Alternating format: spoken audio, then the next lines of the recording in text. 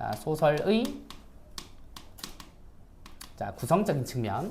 자, 일단 소설이 무엇을 구성을 하고 있느냐라고 하는 친구를 볼 건데, 자, 교재 보시면, 자, 구성이라고 하는 친구는 소설의 인물 배경 사건을 일정한 의도에 따라 짜임새 있게 배열한 것이고요. 자, 우리가 이제 영어로 많이 쓰는 플롯이 이런 겁니다.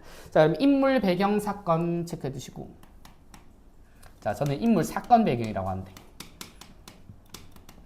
자, 쉽게 말해서 인물이 없으면, 사건이 없으면, 배경이 없으면 소설이 되지 못한다는 소리야. 그래서 모든 소설은 등장인물 없는 소설 없고, 사건 없는 소설 없고, 배경 없는 소설 없어요. 대신 갈등은 여기 안에 안 들어가잖아, 그치? 그래서 갈등이 두드러지게 드러나지 않는 소설은 있을 수 있다, 없다? 있다라고 봐야지. 그래서 어쨌든 소설의 필수적인 3요소라고 생각을 하면 돼.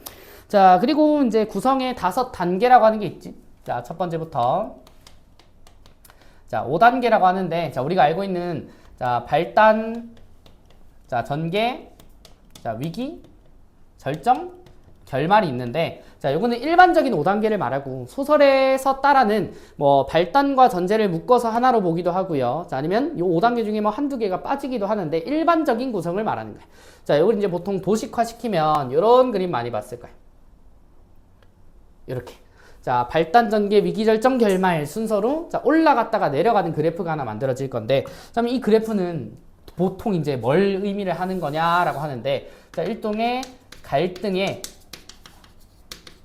심화 정도라고 생각하면 될 것 같아. 자, 그래서 발단과 전개는 이제 막 사건이 시작되고 전개되기 때문에 갈등이 첨예하게 대립하거나 두드러지지 않는다고.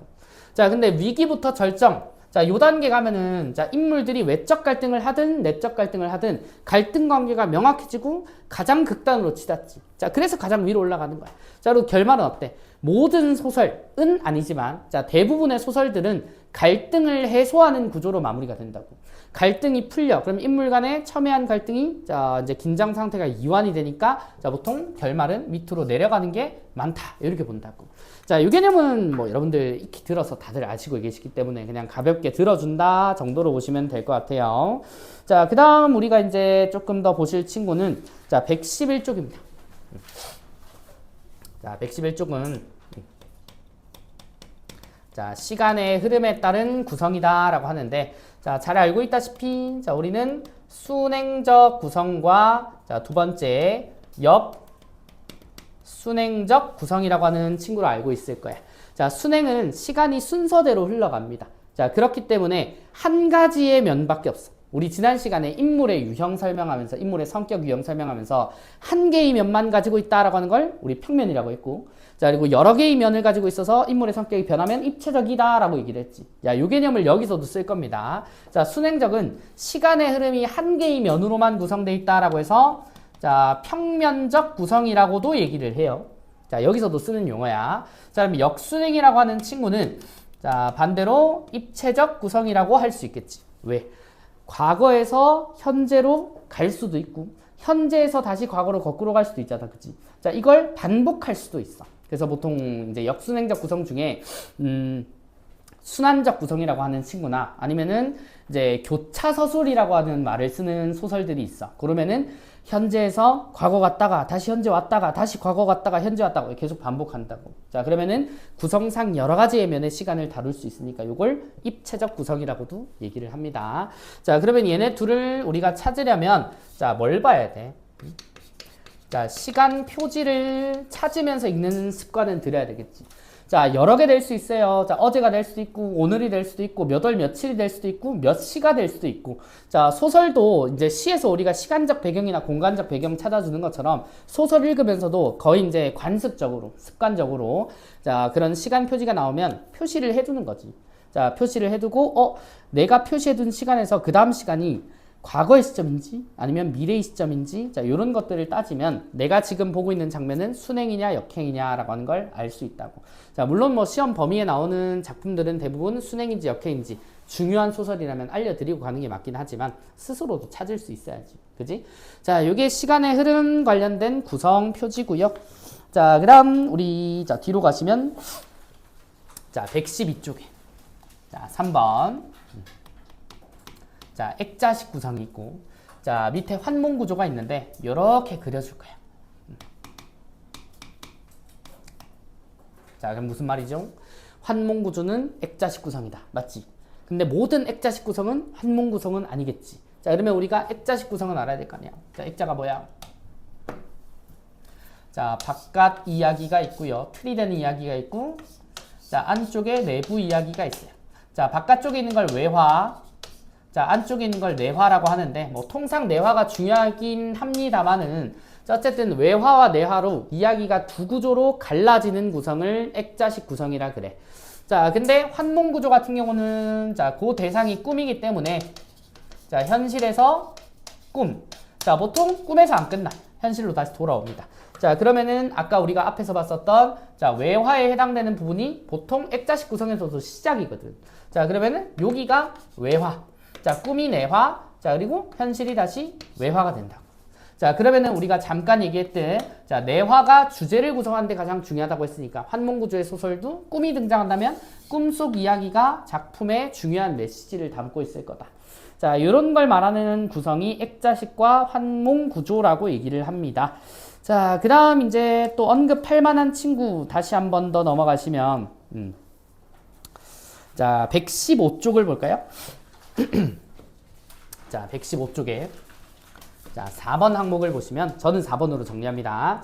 자, 여기에 자, 우리 어려운 말이 있어.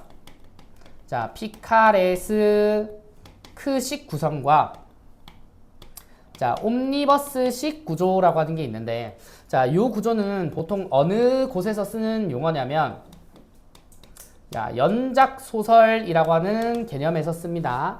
자, 연작소설이랑 가장 비슷한 운문은 일종의 연시조라고 보면 될 것 같아. 자, 연시조가 뭐죠? 한 수가 아니라 여러 수의 시조가 하나의 주제로 묶여 있는 거지. 자, 이것도 마찬가지 소설인데 작은 여러 편의 소설이 묶여서 하나의 큰 소설의 주제를 이루는 경우를 연작소설이라 그래요. 자, 근데 연작소설은 그러면 적어도 최소 2개, 자, 2개나 3개, 자, 이렇게 작품들이 유기적인 연결을 가지고 자, 1주제를 형성을 하는 건 피카레스크나 옴니버스나 똑같습니다. 자, 근데 피카레스크랑 옴니버스를 가르는 기준점 중에 하나는 자, 이 연작에 관련된 내용이 자, 작품 간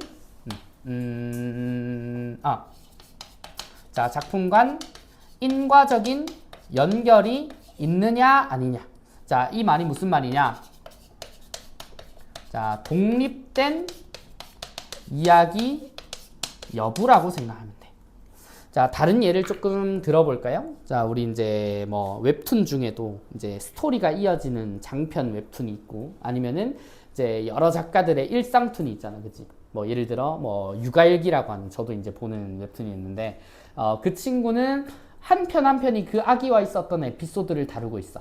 자, 근데 아기는 잘하긴 하지만은 이전 에피소드에 나왔던 핵심적인 내용과 그 다음 에피소드의 핵심적인 내용이 굳이 이어지지는 않거든.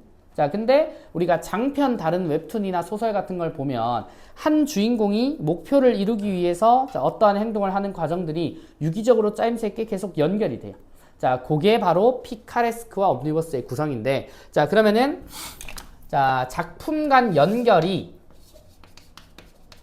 있다라고 하면 피카레스크라고 하시면 되고 자, 옴니버스라고 하는 친구는 자, 그 작품 간 연결고리는 없이 자, 이게 바로 독립적인 이야기로 구성되어 있다. 자, 그래서 보통 옴니버스식 구성을 가지는 이야기들의 스토리는 한 편 빼먹는다고 해도 크게 주제를 구성하거나 이제 이해하는데 문제가 생기지는 않지만 자, 피카레스크식 구성은 중간에 구멍이 하나 생기는 순간 자, 아예 흐름이 끊긴다고. 자, 그래서 이해하기가 어려울 수 있습니다. 자, 그래서 피카레스크와 옴니버스를 가장 잘 보여주는 게 이제 나중에 추후에 배우겠지만 뭐 조세희의 현대소설에서는 난쟁이가 쏘아올린 작은 공 요런 연작 소설이 있고 자, 옴니버스를 보여주는 가장 대표적인 고전이 뭐 봉산탈춤 같은 거 있습니다. 봉산탈춤 보면은 이제 1과장부터 7과장이 있는데 거기서 각각 나오는 주된 중심인물이 다 다르거든.